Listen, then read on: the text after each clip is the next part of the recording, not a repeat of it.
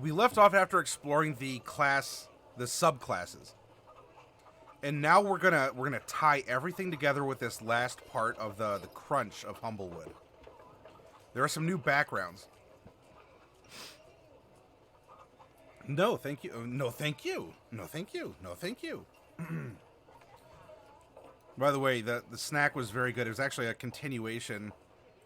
It was a continuation of dinner from a while ago, with some Zataran's dirty rice, corn, and some greens.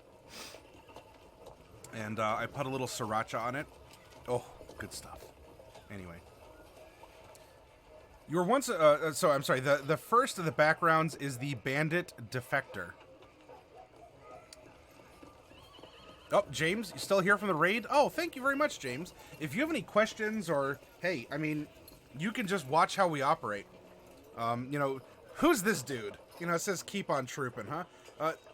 You know, what's he about? Is this, you know, is this real? What happens here? And you're getting a good dose of who we are and what we do, James. Alright, so you were once a member of the Bandit Coalition, moving from place to place, ambushing and robbing passing merchants. Something made you decide that path was no longer worth pursuing, and you left that life behind. But quitting the Bandit Coalition isn't so easy. Skill proficiencies, deception and survival. Makes sense. Tool proficiencies, a D's Guys kit. One type of gaming set or a musical instrument. Equipment, a kniff, a cooking pot, a winter blanket, and an objet you received as your cut from a successful robbery. And that's a good prompt for a token, by the way. A set of common clothies, and a pouch containing 10 gp. Bandit specialty, and I do like that they have this prompt, you know, about what did you do in the Bandit gang? Lookouts typically watch the roads for any signs of perch guard patrols, signaling the team to bail if a heist looks too risky. They also keep an eye out for potential marks. Lifters are the specialist thieves of an operation. They're usually as adept at pickpocketing as they are at sneaking up behind a cart to liberate its valuables. Thugs are the muscle of a bandit group and use their size and strength to intimidate merchants into giving up without a fight. They also keep other bandits in line at the captain's discretion. You can be a runner. They're the messengers and scouts of the coalition, serving to smuggle pilfered goods to fences. Additionally, they pass information throughout the different camps of the organization. Their job often finds them working alone, which makes them particularly vulnerable. Hustlers are inveterate con artists, though through careful planning and execution, their diversions can keep cart drivers occupied just long enough for the lifters to do their work, or create a seamless opening for an ambush. And a captain. They are the glue that holds each bandit team together, providing leadership and stamping out dissension where necessary, often with force. They are figures that inspire with their skill and bravado. Your background feature is bandit routes. As someone who once assisted in countless highway robberies, you are familiar with the roads of the wood and escape paths used by bandits. When you are not in combat, you and companions you lead can travel between locations that cut through forested areas twice as fast as your speed would normally allow. Some suggested characteristics, I'm not going to read them all because I want you to get this supplement. You know, if this is interested in you, it's like $10 maybe. Pick it up. Good inspirational stuff. It's not official D&D, but whatever. It's fun. This setting has a lot for you. You can run your own Humblewood game. You don't even need the setting, you know, the adventure here itself. So a couple personality traits. I often crack jokes to lighten the mood, and you mess with my friends, you mess with me.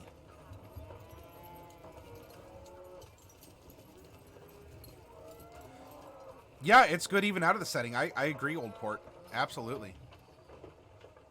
Because you just have to replace things like with, you know, the wood as a specific location.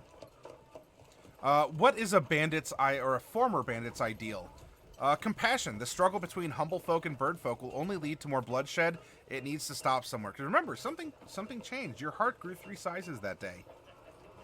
And friendship. My friends are like family to me, and I'll keep trying to do right by them until the end. A bandit's bond. I did some hard time in Alderheart's prison, and the perch guard who arrested me still has it out for me. I harbor a terrible secret that might change how people think of me if it got out. Everyone, this is why...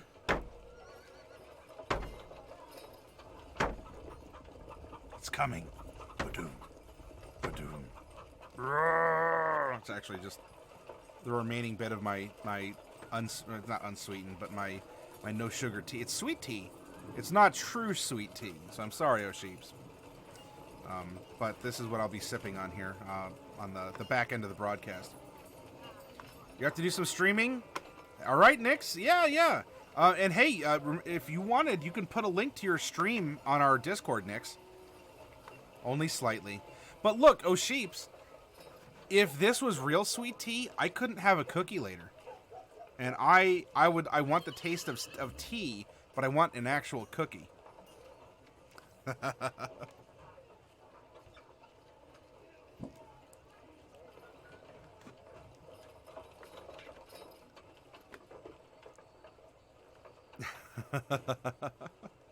I don't know. If I impress you, will you give me a cookie? Because that's just a wombo combo. All right, so what's a flaw for our Reformed Bandit here? I have a problem with authority. Nobody tells me what to do. Caca. Homemade? What? Oh, oatmeal raisin? Cinnamon swirl?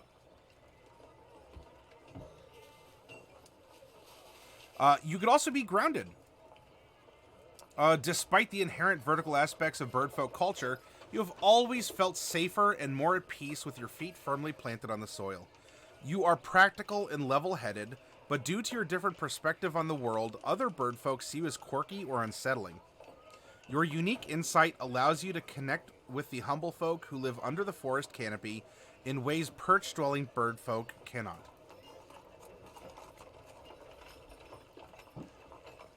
You get athletics and insight, one type of artisan's tools, and a language of your choice. You get the artisan's tools of your choice. A walking stick could possibly be used as a quarterstaff or a club. A trinket from another culture, so a good trinket prompt, traveling clothes, and a belt pouch with 5 gold. Among birdfolk, you are somewhere between an oddity and an outcast. Some consider your aversion to heights a rejection of birdfolk culture, leading many to find you off-putting. Choose how your community regards you, or roll on the table below to determine how you fit in.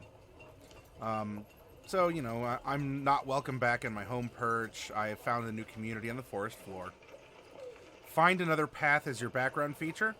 Since you have lived your life close to the ground, you are familiar with the undergrowth in the same way other birdfolk are familiar with the canopy. You can always recall the general layout of the terrain around you while traveling along the forest floor.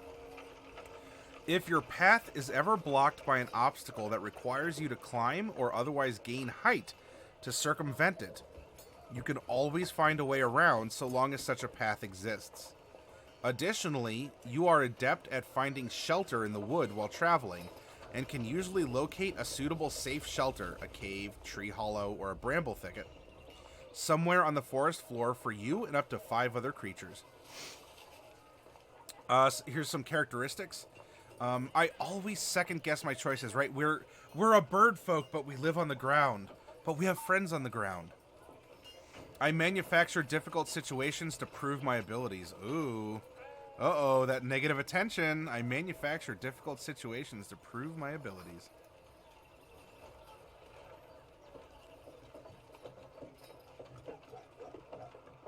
I get my choice of cookie, O'Sheeps? Well, where's my hat? I'll be right over. I mean, you receive guests at 3 in the morning, right? Shillelagh two-handed club? Can you shillelagh a two-handed club? I don't know. It might be a one-handed melee. I'd have to double-check the spell description. Yeah, totally normal. Let's see, a grounded person's ideal. Encouragement. I try to seek out and support others, like me, who are seen as outcasts. I yearn to experience unique cultures and discover new places. Some bonds. I feel kinship to a culture outside my own. I have found a new family on the forest floor, and they mean more to me than anything. Aww. And lastly, a grounded flaw, because we are all flawed creatures, my friends. Whether you have feather, fin, or fur, a sample grounded flaw is I lash out at this slightest insult.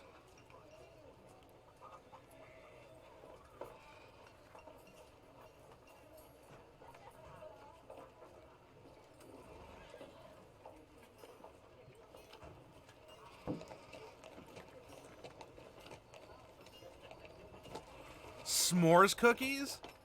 Oh my goodness. Diadems? Alright, so diadems, I guess we're just having a get-together. We're going to have tea and cookies over at O'Sheep's place. So wear your best bonnet and remember to have your pinky out. Hey, Rebel Tech! You brought the... Rebel Tech, we were talking about Texas salsa. We were talking about Texas salsa last time, if I recall correctly, yes?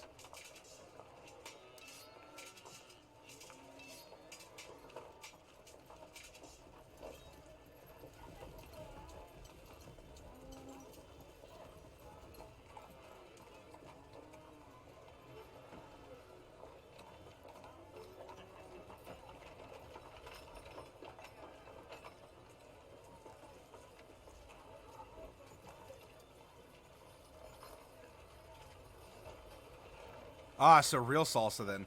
Hey, I support salsa of all varieties, and a lot of them end up coming from Texas. And I even got some Jardines salsa while I was out too. I very much support my Texas brothers and sisters who make some very, very good salsa.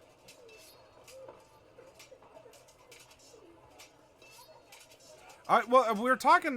If it wasn't you, we were talking. I was talking with someone about some Texan salsa. But still, hey, queso comes up, so can salsa.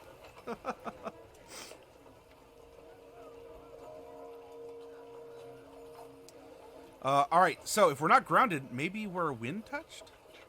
Or yes, O'Sheep's. We negotiate in the middle. The quesos and salsa, and yes, of course, we'll gossip about other neighbors at the O'Sheep's tea party. We'll gather underneath my mimosa tree with our tea, cookies, and fans to beat the southern heat. Yes. We will declare. We might catch the vapors. We will say things like it is powerful hot.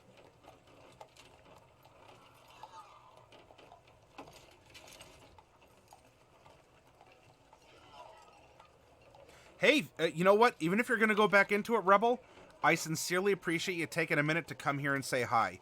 That means a lot to me that, you know, we're worth the trip.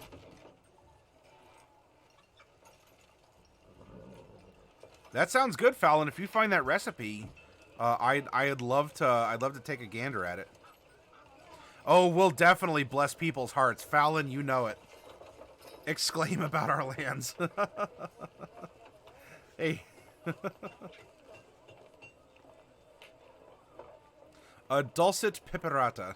Basically ancient Roman honey cakes made with a passum wine, rosemary, cinnamon, almonds, and hazelnuts. That does sound exquisite. Exquisite. Homemade salsa with nachos. Oh my goodness. What am I doing having some leftover rice? I might have to go nom on some salsa when we're finished here. Dogface dead. I'm glad we're building a culture of chips and dip and of apparently southern hospitality and what a perfect cultural storm we're brewing here. So we have the wind touched. There are legends within the wood of birdfolk blessed by the wind who are destined to soar over any and all obstacles. When a chick is born with special markings or unique feather patterns, or when they survive a dramatic childhood event, some brand them wind touched. Though a few dismiss the notion of wind touched as a superstition, others heap reverence upon those believed chosen. According to legend, one who is touched by the wind will never feel at ease anywhere but high up in the forest canopy, with the wind in their feathers. Acrobatics and performance are skill proficiencies. One type of wind musical instrument. You can speak as well as understand Orin. Oh! So we could actually speak Orin. If you remember, all the birds can understand it, but none can speak it. Equipment, a wind musical instrument of your choice, an ornate cloak, a symbol of the wind, common clothes, and a belt pouch with 10 gold. Title and blessing. For some bird folk, the moniker of Wind Touched is merely a title, a symbol of their devotion to the wind and the natural world. Others have been told since birth that they were blessed by the wind, much in the way the Amaranthine Rhea was told in the old tales. Decide what your character believes, or roll on the table below to understand how they feel. I am truly blessed and have the power of the wind itself, and I accept this honor, have my doubts. There are more, but that's for you to read. Our background feature is supernatural presence. Whether or not you are truly wind touched, there are folk all across Everden that believe that you have been divinely blessed. If you make a show of power or skill that can be attributed to the wind or air, such as feats of acrobatics or commanding unseen forces, those believers will be bolstered by your supernatural presence. They will support you and, depending on how well you have convinced them of your powers, treat you with reverence and possibly even worship. Ooh. Ooh. Suggested characteristics. Some personality traits. I never back down from a challenge, and I have no time for those who doubt me. Begone, unbeliever. A couple ideals here. Mysticism. Connected to nature, I speak for the wind and divine its will for others. Or cynicism. What matters isn't whether or not my powers are genuine, but what advantages I can reap because of that belief. Alright, back to drudgery. Thank you for popping in again, Diadems.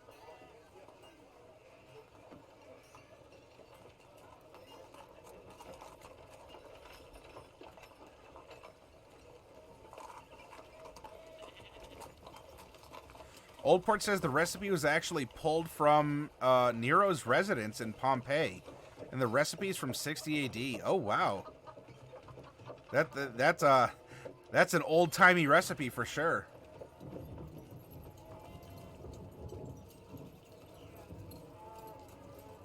Sweet tea and D&D. That sounds fun, Fallon. Actually.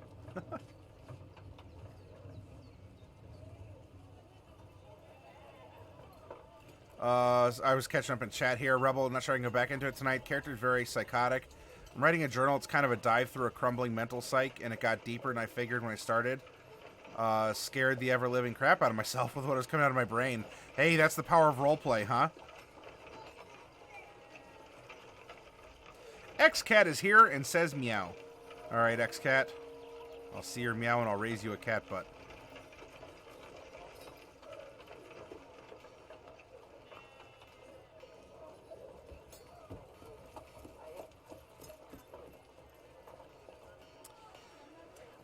We have a bond. Well, there's a list of bonds, 6 of them.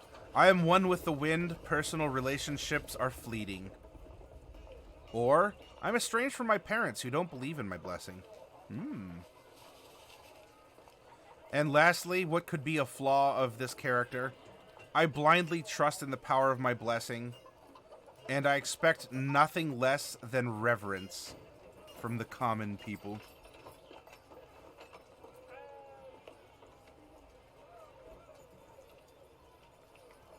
While this background primarily focuses on the beliefs and perceptions of yourself and your community, pairing this background with a character who actually can manipulate the wind through magic could potentially set them to become a holy figure, a prophet, or a fabled hero. It's a nice little extra note. Alright, so there's a couple new feats. Aerial Expert. You need the Glide trait. Your feathered arms are much stronger and more wing-like than others of your kind. You gain the following benefits. Your feathered arms make it easier to jump. You no longer need to move at least 10 feet to perform long and high jumps. You may choose whether the jump uses your strength or dexterity score for determining height or distance, and you double the distance you would normally leap in either case. You may take the dash action while gliding to fly an additional distance up to your movement speed. You may change direction freely while gliding and may gain up to 10 feet of altitude once before you finish your descent. So it's sort of like, whoop, boop.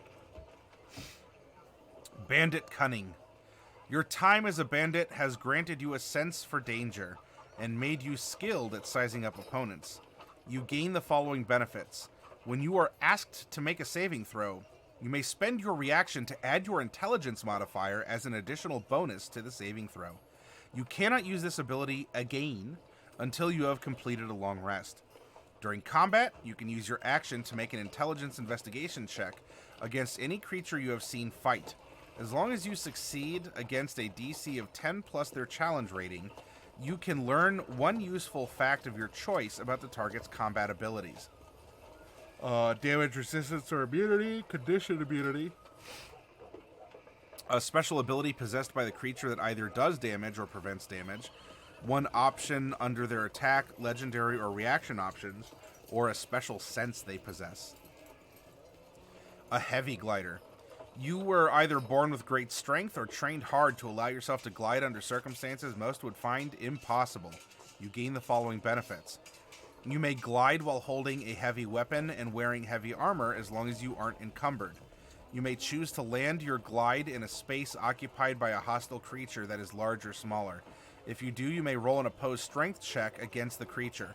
On a success, you push them 10 feet away and knock them prone with the force of your impact. On a failure, you land in the nearest unoccupied space. An Opportunistic Thief. You have learned the tricks of the trade of thievery, allowing you to exploit opportunities for pickpocketing both in and out of combat. You gain the following benefits. Increase your dex by 1. When a creature fails a melee attack roll against you in combat, you can make a dexterity sleight of hand check against a DC equal to 10 plus the target's dexterity modifier. On a success, you may steal any one item that is not being held or worn by the target. Whenever you successfully use your sleight of hand skill outside of combat to steal an object, you may immediately conceal it flawlessly on your person or put another object you possess in its place. You can have a perfect landing. Years of living at great heights have taught you how to fall more gracefully. You gain the following benefits. Increase dex by 1.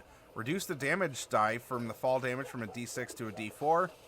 You do not fall prone after taking falling damage, and you do not take damage for the first 30 feet of your fall. You have a special connection with the natural world from Speech of the Ancient Beasts. Great beasts regard you as their kin, and you possess the ability to speak the language of the most powerful and mystic of their kind. You gain the following benefits. Increase charisma by 1. Beasts of large size or larger have a friendly disposition toward you, unless you attack them. Pardon me. You have advantage on charisma checks made against beasts that are large or larger. You can speak and understand giant eagle, giant elk, and giant owl. You can otherwise be understood by any beast of large size or larger, whether or not they speak a language. Beasts with intelligence scores of 4 or lower may only be able to understand simple concepts. You could also be woodwise. You have lived your entire life in the gnarled, wooded areas of the world. You are adept at finding your way through even the most treacherous terrain. You gain the following benefits. You gain proficiency in either survival or nature. You ignore difficult terrain. And you cannot become lost in natural surroundings except by magical means.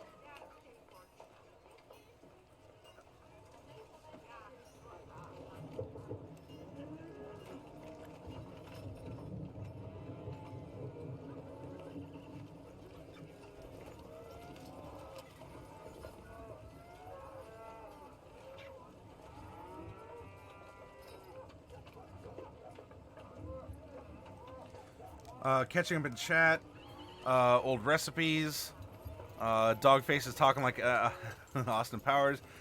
Group is holding off on Humblewood, but we have characters ready, and you have a Jerbian Sun Soul Monk Maiden ready to go. Why did you decide to choose a Jerbian for that, Dexcat? Rebel, you're going to RP out 7 Deadly Sins and DayZ. My character was newly married and traveling the country where the outbreak occurred. Wife was infected and killed. Character was kidnapped by a crazy doctor and tested on, basically slowly becoming infected like a half-human, half-zombie. He's a cannibal who has to eat to keep his sanity. The hungrier he gets, the more feral he becomes. The journal talks a lot about torture and stuff. Itchy, tasty. That's the first thing that came to mind, Rebel. If you get the reference. Old port, yeah, you can. Yeah, you just whoop, slip a grenade into someone's pocket. Fallon, I'm trying not to on stream, but it's 3:20 a.m. It's wild. A few friends are playing other sins. Lust is a woman who was tortured in the cell next to him, who he thought was his wife. Lied about her dying, feels his wrath. Now Lust is the only one who can calm him down. Writing this journal is tough. It's like the torture is real because it's my character.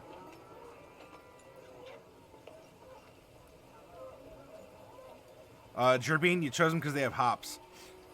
Yeah, we took a look at them, XCat.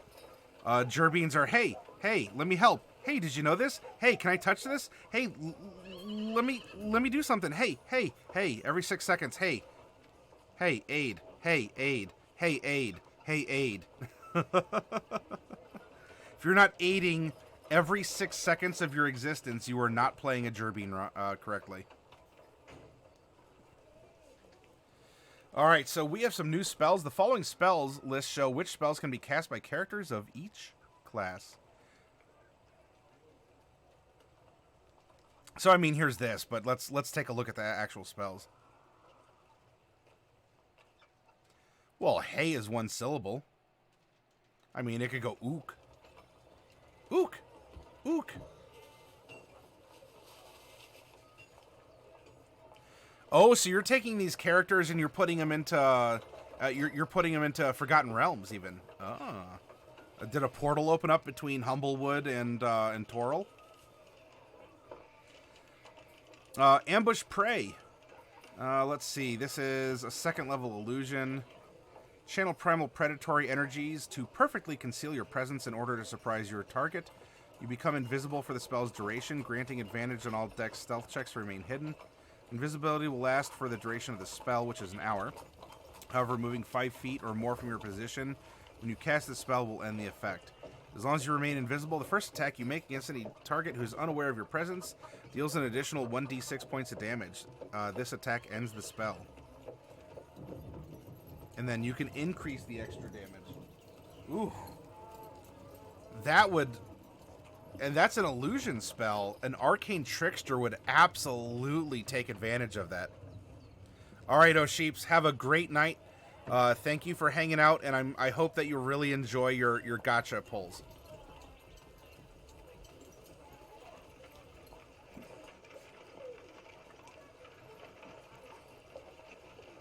ASMR Paladin Soldier character for the new campaign.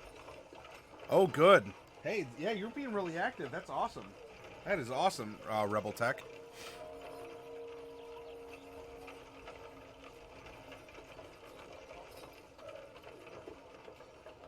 Old Port, yeah. Good character. XCat says I have an ASMR rogue planned for Rage of Demons. One day I'll be running Rage of Demons for the Thursday campaign at the store. Alright, Elevated Sight. Divination, you cast your eyes skyward, granting you sight from a higher vantage point. You project your vision to see through an invisible sensor, which appears in a spot up to 120 feet above you. You can see through the sensor as if you were flying, granting a full 360-degree view from its location. The sensor moves with you, retaining its height in relationship to you. You can use a bonus action to adjust the sensor's height, but only to a maximum of 120 feet above you. While looking through the sensor, you are blind, though you can switch between seeing through the sensor or through your own eyes at any time during your turn. Oh, is this like an ability, or is this just like, because we've now turned into like an isometric like angled top-down view of the party as they travel across the land. It's a third. We've now turned D&D into a third-person hack and slash from 120 feet up. Feathered Reach. Transmutation, 3rd level. You transform your arms into powerful wings and your fingers into long, graceful feathers. The effect of this spell lasts for 1 minute, at which point the feathers gradually fall out, causing you to float gently to the ground as your arms return to their original form. The spell confers a number of benefits upon the caster. As a bonus action, you can fly up to double your movement speed. You must land once you finish your movement, although you do not take fall damage while this spell is active, as your feathered arms bear you gently to the ground. You can use your powerful feathered arms to propel yourself upward, a distance equal to half your movement speed. This is range self also, so you can't give it to anyone else. You can do this once during your turn and may use it in conjunction with a regular jump. When falling, you can use your reaction to stiffen your arms and glide on the wind. You may fly up to your movement speed in any direction, choosing where you land. You gain advantage on all athletics checks used to make a long or high jump. You do not need to move 10 feet before you jump to gain distance, and you triple the distance you would jump normally.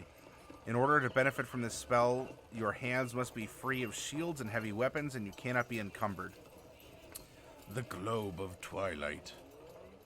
3rd level conjuration. You shroud the area surrounding you in a sphere of night sky dotted with miniature stars.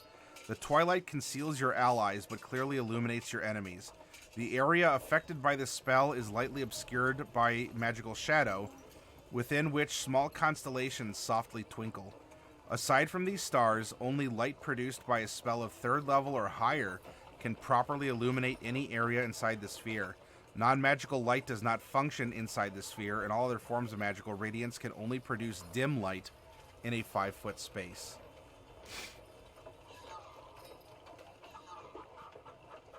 When you cast this spell, you may designate any number of creatures you can see to be concealed by the supernatural shadows while in the sphere. A concealed creature has advantage on dexterity stealth checks when inside the sphere and may attempt to hide at any time. Because the area of the spell is lightly obscured, creatures within the spell's area have disadvantage on wisdom perception checks made to see those outside of it. All other creatures in the area are dazzled by the light of the miniature stars, causing them to have disadvantage on all perception checks inside the sphere. When such a creature enters the spell's area for the first time, or starts its turn there, it must make a wisdom saving throw or be blinded until the end of its next turn.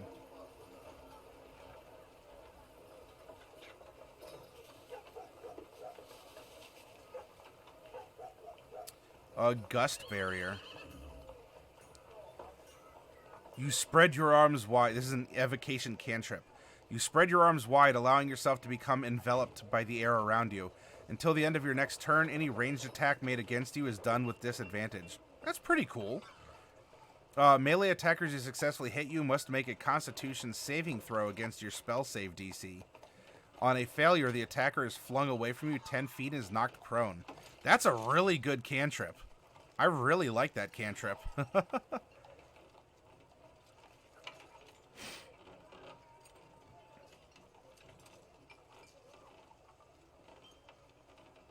The Eye of Sauron, says Rebeltech.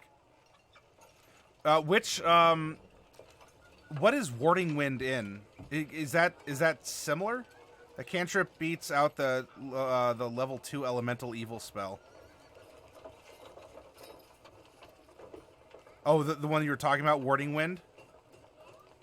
This does seem really powerful for a cantrip. Now, it does take an action, you know.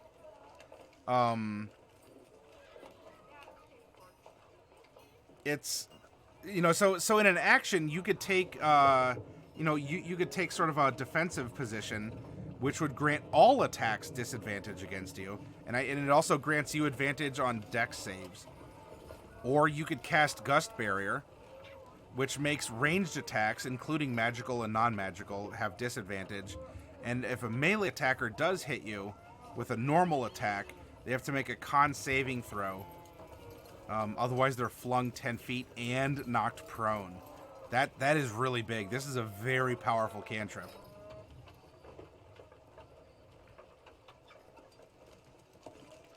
Well, you have to remember this, X-Cat. Standing up takes half your movement, and you've also knocked someone 10 feet away.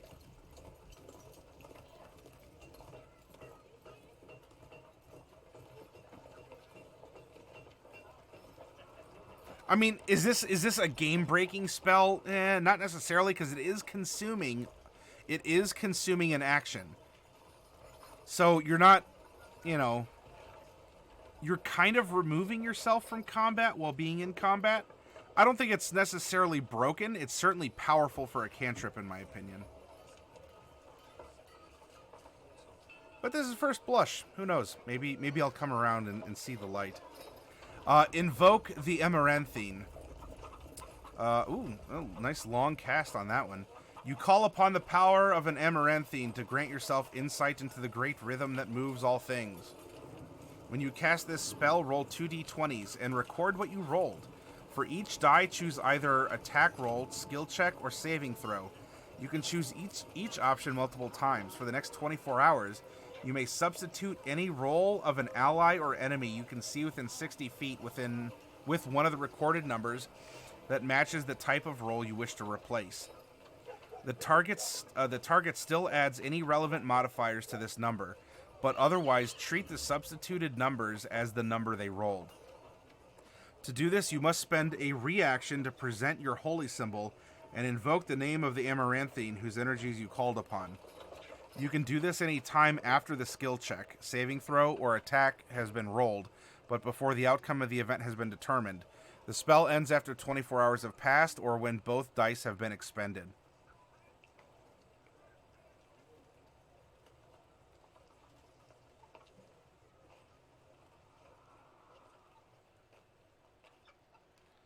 So it's not tagged as a ritual, so you can't just spam this for free all day. But it does have a 10-minute casting time.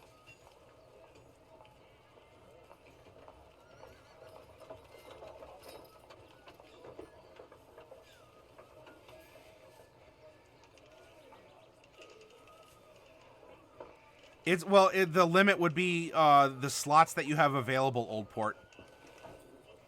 Because it's not a ritual. Now, as this is put here, let's see. Invoke the Amaranthine is a cleric spell, a paladin spell, and that's it. Clerics and paladins, so therefore bards. Clerics and paladins would be able to get this spell. No one with the ritual casting feat would be able to because it's not a ritual. So, yes, bards if they choose. Otherwise, clerics and paladins have access to this. By default.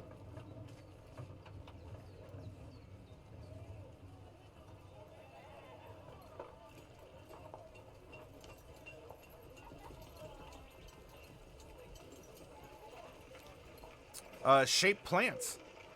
4th level transmutation. You call upon gentle natural magics to alter the growth of plants. Any plant life you see within range that fits within a 5-foot cube can take on whatever shape you desire. Additionally, if the plant is a bramble or capable of growing thorns, you turn the affected area into difficult terrain, causing 2d4 points of piercing damage for every 5 feet move through the area you shaped. You may also increase or decrease the number of flowers, vines, leaves, thorns, branches, or fruits produced by any plant you shape. After 1 hour, the magic of your spell fades, and the plant resumes its normal shape. If you can use Speak with Plants or a similar ability to communicate with the plant, you may persuade it to retain its new form. Different plants have different feelings and attitudes, and if the form is too different from its natural shape, it's likely to decline.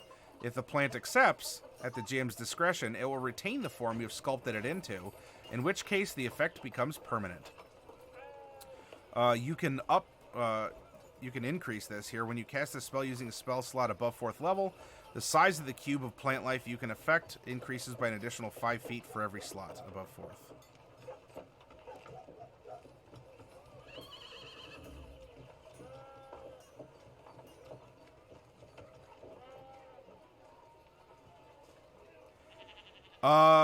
Yeah, if you upcast it enough to cover the tree, yes.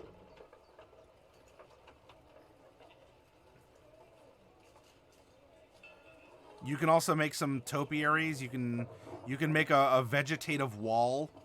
There's a lot of stuff you could do with that.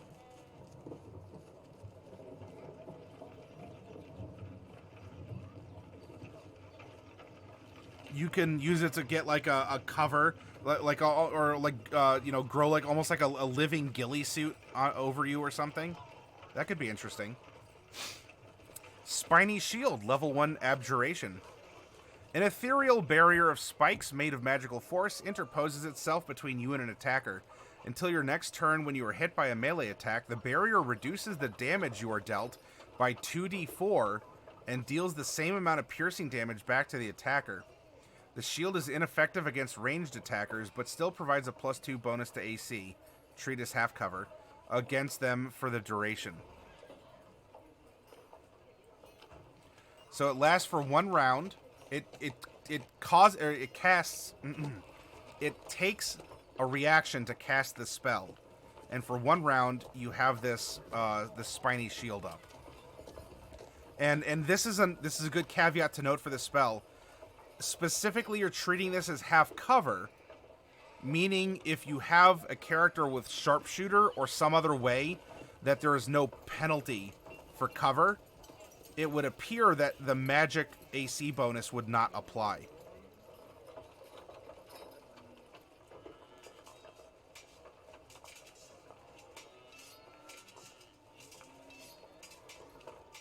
Yep, exactly, XCat. Stellar Bodies. 4th level evocation.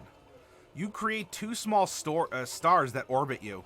They twinkle pleasantly, shedding dim light in a 10-foot radius centered on you. The stars protect you. If a creature within 5 feet of you hits you with a melee attack, they must make a wisdom saving throw or take 1d8 points of radiant damage for each star orbiting you. Once per round on your turn, you may use your action to cause a star to streak towards an enemy, expending it as it explodes in a blinding flash. Make a ranged spell attack against an enemy within 120 feet, dealing 48 points of radiant damage on a hit. The target must then make a Constitution saving throw or be blinded until the start of your next turn. The spell ends when either the duration expires, you fall unconscious, or you've expended all your stars. So this is like a slightly... well, it's Melf's Minute Meteors in a sense. I don't necessarily think it's overpowered for a 4th level evocation. Hi, Big Sam.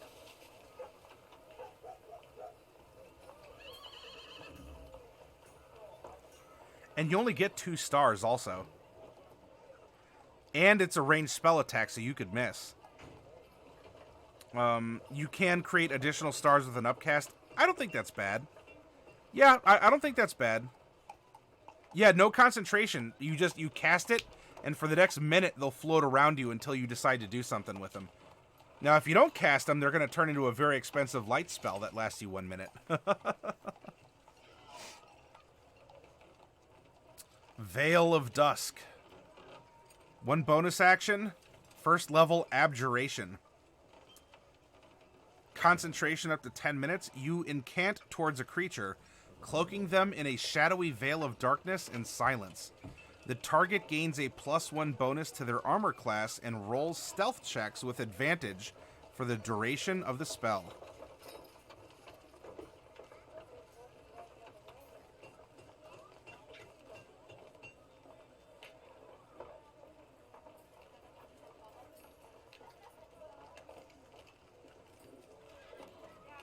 I think that's a solid 1st level spell. It's concentration, and ooh, you would absolutely be giving some characters mega gains when it comes to combat or even infiltration or some other RP. Veil of Dusk, or i.e. how the tank can sneak in heavy armor. Yeah, there's that too.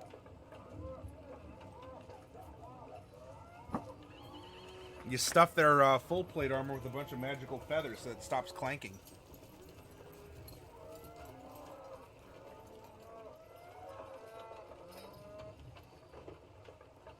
So really what this would do, because it says it would roll stealth checks with advantage, but you get disadvantage with heavy armor. So it would just be a straight up roll for a heavily armored person with this spell on him. Well, it's forced advantage in this case, but advantage and disadvantage would cancel each other out.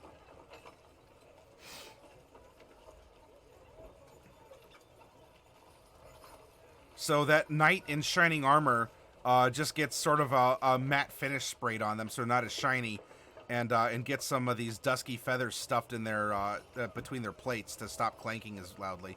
But it would just be a straight up stealth roll anyway. Unless the DM rules otherwise about it. I mean, you could have 3 circumstances of disadvantage and 1 circumstance of advantage, and it washes each other out and balances out. They get WD-40 thrown on them.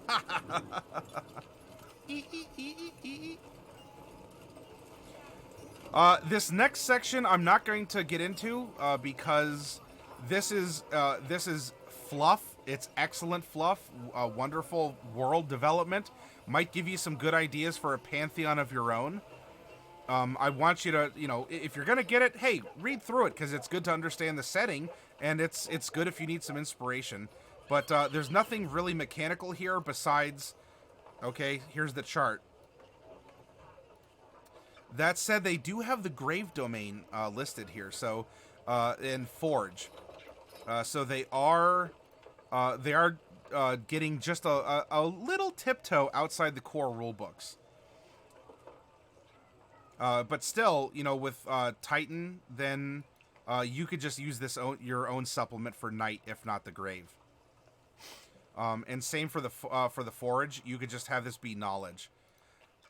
But if you have that available, then sure, Gesme the Brilliant would be a Forge domain. All right, so there's one last little part that we need to take a look at here. We're not going to go on the adventure. That's for you to read, for you to enjoy. There are some indices in the back. Indexes? Same. Cacti, cactuses. Anyway, let's take a look at 208.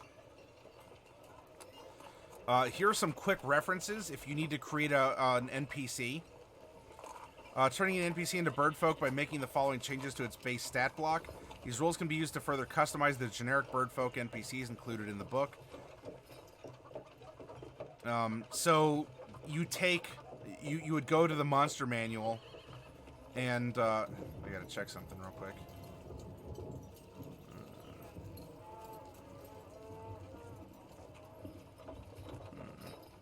You go to your monster manual and you scroll to the end. I'm not gonna go to my monster manual because my monster manual has something from last night still up on it, and I don't want anyone to see. But anyway, you go to like Town Guard in the back of your monster manual, and then you just apply these stats and bump it up as necessary. So nothing really huge or earth-shattering. You do this anyway because like Town Guard in the back is generic human, is even like generic stats, not even necessarily human. But if you want to make it an elf guard, then apply the elven characteristics from the player's handbook, and now you have an elf town guard.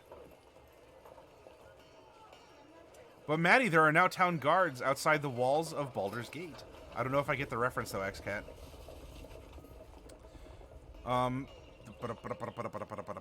We need to look at how about some magical items? The Blade of the Wood. Any sword, and it's rare. A finely crafted sword. With delicate etchings, it resonates with a faint hum of life. You gain +1 to attack and damage rolls made with the magic weapon. The sword has 2 charges. You can expend a charge and speak the command word to cast Spike Growth, centered on yourself. You can pass through this terrain unaffected. The sword regains 1 charge each day at dawn. The Borealis. It's an artifact. So yeah, this is a big one. You probably, this is like what end game stuff. I guess you can give it to someone in the beginning and slowly unlock it. That might be a cool storytelling technique. But look, resistant to fire, immune to cold. You learn the Ray of Frost cantrip, all this other stuff here.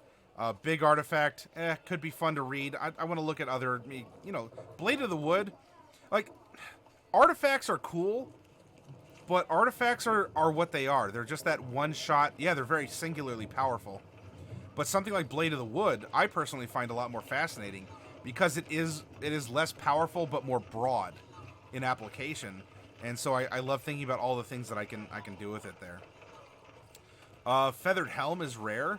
The helm itself is simple leather, hide, scalar plate, but the magic imbued into it comes from the feather.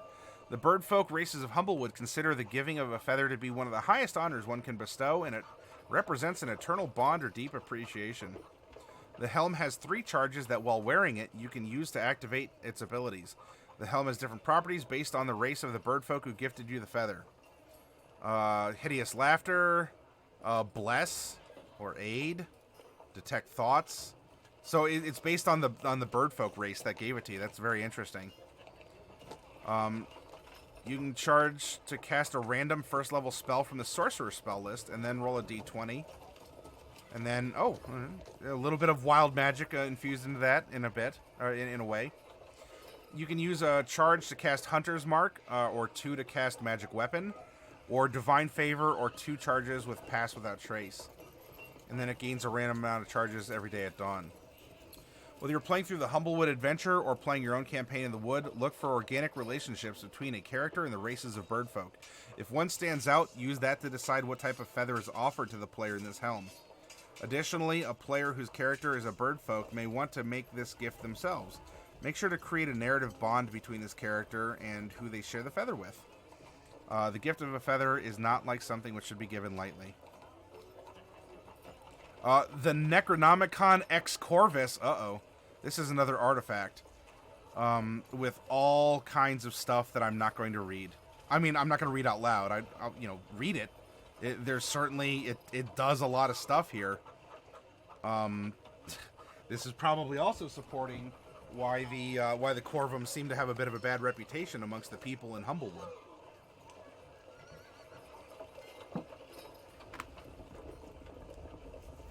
Nest Charm. Hey, there's a nice solid uncommon item. This charm is a sphere of intricate metal branches interwoven to form a sort of nest. By placing the charm on the ground and speaking its command word, you can cause it to unfold, creating a 30-foot diameter circular platform of interwoven branches. Once the platform has reached full size, a magical tree grows beneath it, lifting the platform 50 feet into the air, carrying any passengers and items along with it. This perch lasts up to 8 hours, at which point the tree will retreat back into the ground and the platform will shrink, eventually curling back into the small charm. At any time, the command word can be spoken again to dismiss the perch in a similar fashion. Once the nest charm's power has been used, it can't be used again until the next dawn. Okay, so it's kind of like a Leomund's tiny hut. I have not, X-Cat. I have not heard of the Kofsa.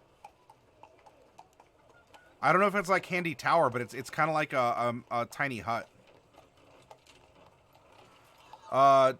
Fallon also asks, do you think giving a player a powerful artifact would help balance a single-player campaign? Yes and no. Ultimately, it's up to you as the Dungeon Master to... I mean, balance itself is... Be very careful about that word. Because it is... There's really no such thing as balance.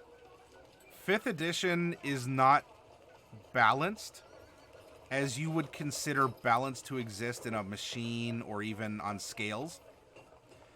5th edition is balanced in a similar fashion that a gyroscope is balanced.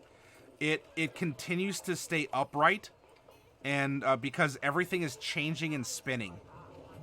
And so because there's enough things that are always coming and going, there's enough lost opportunity, gained opportunity, enough immunities, and enough advantages that it all kind of stays upright in the conglomerate. I mean, mathematically, it has a solid core, but we're not talking about a fine-tuned machine.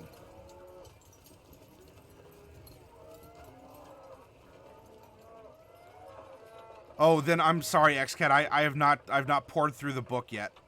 I've been absolutely inundated. Summer is my absolute busy season. People are coming into town, and we've been seeing a lot of folks at the shop, and so yeah, I've just not had that ability to do so.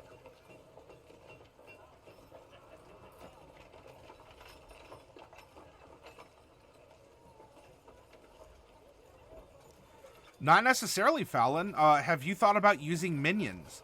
Now, minions do not exist in mechanical sense like they did in 4th edition.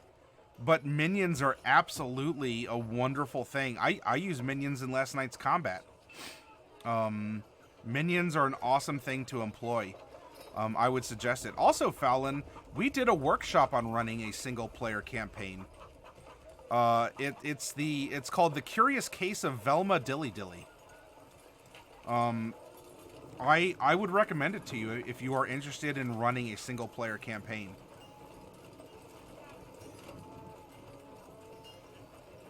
Yeah, if it's not, I don't think it's in this year's. You might have to go into the 2018 workshop, Fallon. Yeah, they have normal or slightly above average stats, but they fall down in one hit.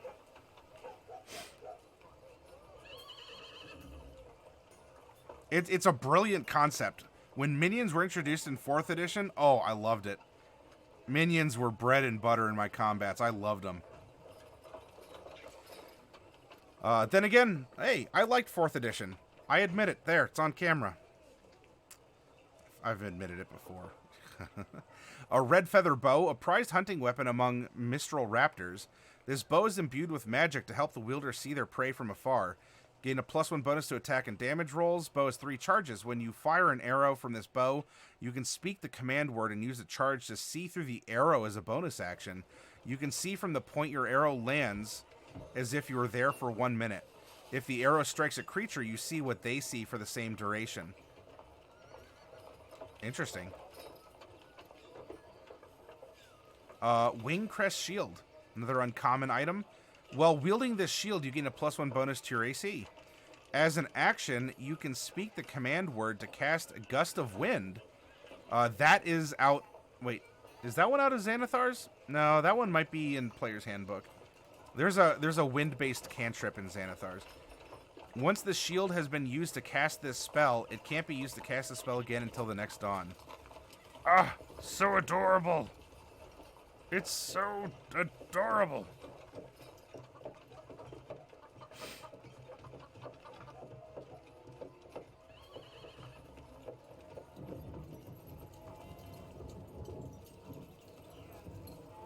Big Sam says familiar bow from a popular D&D campaign. What are you referencing then, Big Sam? Unfortunately, it's going over my head.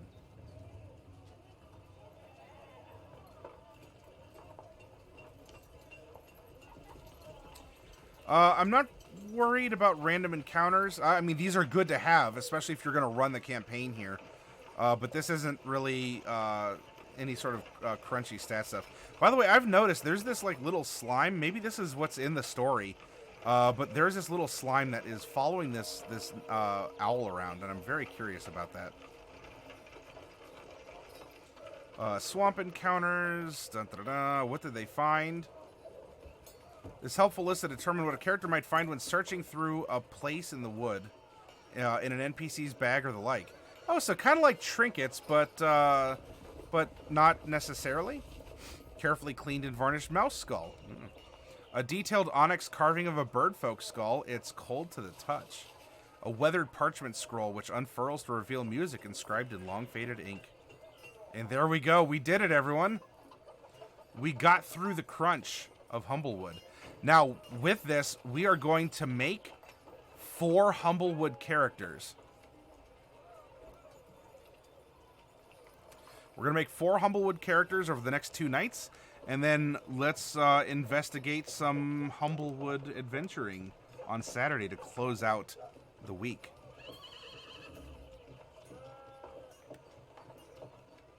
It's from Crit Roll. Ah, I will take your word for it. I have not seen Crit Roll. So you're my eyes and ears in Crit Roll because I enjoy hearing about the show from you all. I have nothing against Crit Roll. I just haven't seen it.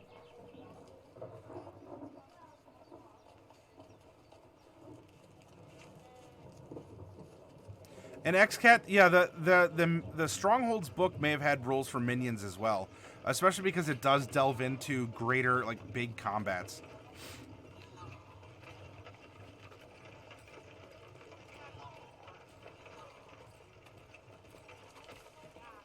You're going to hit the hay. What did it do to you, Fallon? You know what? Because we did finish that up and it's 4 a.m., I reckon that we need to do a good old-fashioned Matty Morgs raid. And so, we shall... Oh, you know what? We are going to go raid Own Dog Games, who is running his first 5th edition campaign. He's normally a 3rd edition guy. Been running it for a very long time, as you can imagine. He's trying out 5th edition, and Own Dog has been a friend for the channel for a while. And so let's go give him some eyeballs, some chat. You know, sometimes I think he has questions of chat too, like, so in 5th edition, is this how this works? And so we could help him out with a little bit of advice as well. But, yeah, XCat, whoops.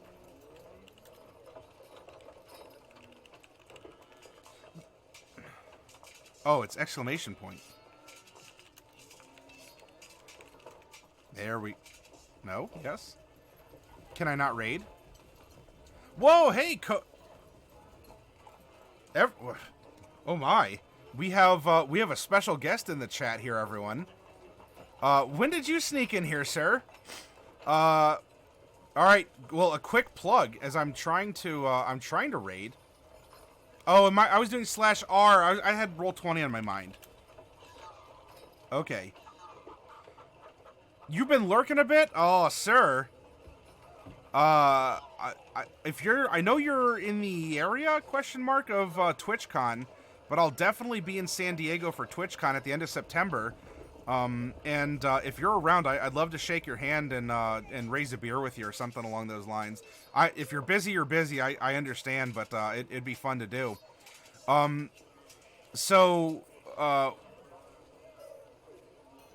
You know, I've been looking to raid an art stream of yours. There's a lot of artists in the community, and especially because of this new program where I'm giving away through the gacha capsules. Through our prize goblins here, if people pull it. I've been trying to promote artists in the community, and so on behalf of someone who pulls a prize goblin of the gacha capsule, I send commission money over to an artist they choose from the community.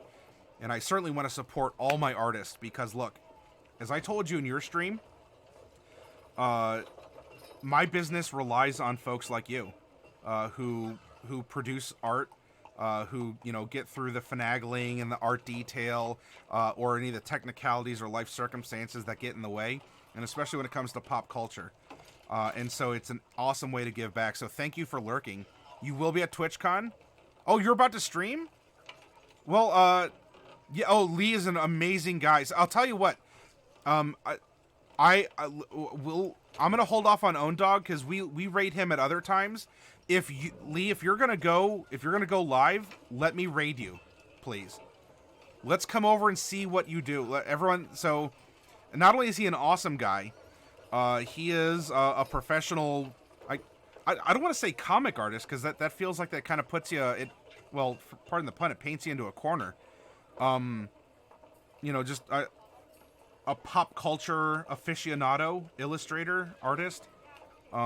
Certainly someone who can talk about the industry, has stories to share, can answer questions.